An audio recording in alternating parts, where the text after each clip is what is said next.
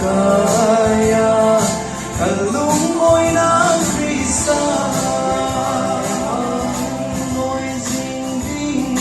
na ahita KAIHIN sumi chomcha apang KAIHOM sendi pakai abonca nang ding KAHIN KAHIN pakai hai thing zuin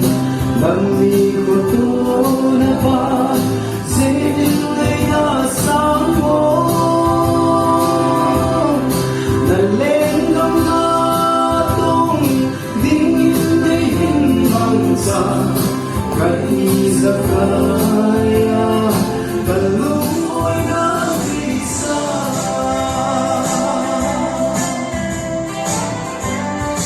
Ego se sumok sa naholaan Ipalelung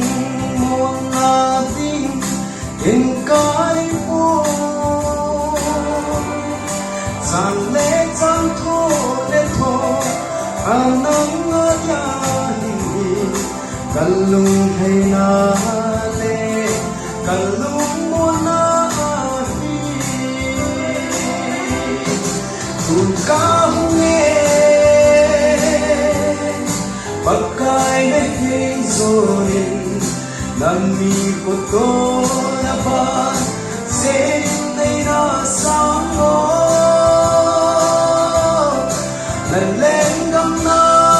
tong dingin nay himang ta kaizakaya kalung OINA CHRISTA KAIZAKAYA